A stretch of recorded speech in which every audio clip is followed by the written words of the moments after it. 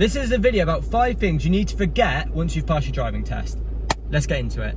So the first thing you need to forget is feeding the wheel. Feeding the wheel is one of the stupidest things that they teach you as a tick boxing exercise, because it's just not safe. If you're pulling up to a corner and you misjudge it and it's slightly sharper than you think it is, and you've got to quickly adjust and then quickly unadjust your steering, feeding the wheel, it's so dangerous compared to just crossing your arms over and feeding the wheel like that. It's just such a smoother action, and you can adjust faster and easier by just crossing your arms.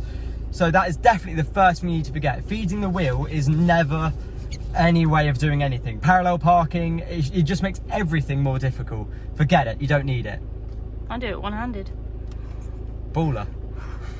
So the main reasons you want to forget holding the car on the clutch is, one, it's a very, very expensive bill you're basically ruining every single time.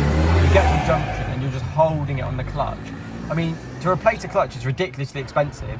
So when you can just put the handbrake on and wait, or like, say you pull up to a junction, put the handbrake on, it's clear, and then you pull away, it's also just a good way of steadying yourself. So if you've just passed and you're like holding it, you're sort of jiggling around, not really in control of the car, where if you just pull up to the junction, put the handbrake on, it's just nice and easy to settle, get it ready, hold it on the clutch a little bit so you're ready to go, and then just put it down and drive off. It's so much smoother, so much easier, and it's going to save yourself a massive bill by completely killing your clutch.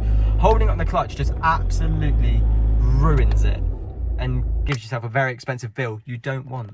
So the third thing you want to forget is checking your mirrors every 5 milliseconds. So when you pass your test, or when you're taking your test, you have to check your mirrors you have to check your mirrors through every single change of speed, at a roundabout, at a junction. You have to do the 6-point check.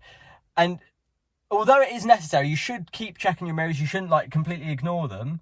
But because on your test and when you're learning, you're basically forced to just stare at them to make sure, you know, it's a box ticking process, and you have to stare at them like, yep, I'm looking at all of them. And it's just so dangerous on the road that you're not even looking at the road. You're not looking where you're going, what speed you're going. You're too busy focusing on the mirrors.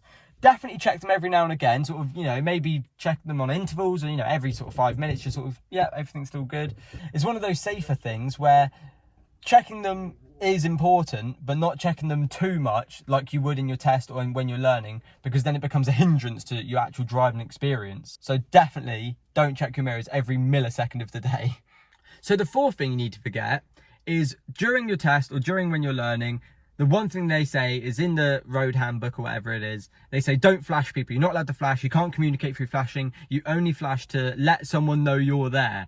But flashing someone is almost the best way of communicating with someone, letting them either come out of a junction if it's safe to do so, you know, allowing them to pass in a lay-by. And it's also just nice to say hello to people. Like, you know, you see your friend, you flash them and say hello. You just can't do that legally to pass your test anyway. So being able to communicate with other road users by flashing them, letting them know you're there, or letting them out of a junction, or, you know, anything like that, it's actually super helpful. Although obviously during your test and when you're learning and stuff, they say, yeah, you can't do it, blah, blah, blah.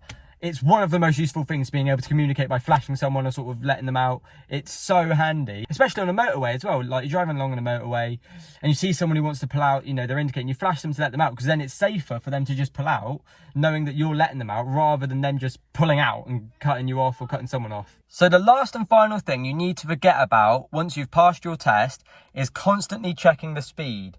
What you'll notice is when you're driving, learning to pass your test, or once you've passed your test, or while taking your driving test, is that you're constantly checking the speed. You'll see a 30, you're staring at a 30, then you're constantly, while you're in that 30, make sure you don't go over 30.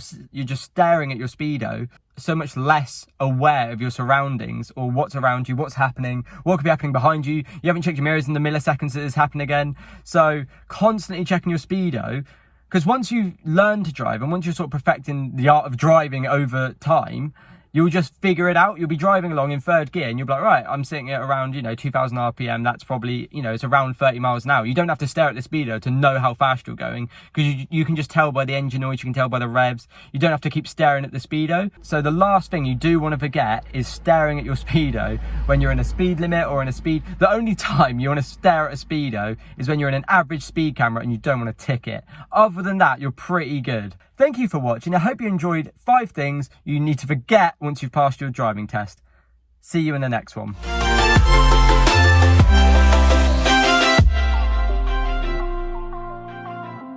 As a tick boxing, wow! As a tick boxing, wow!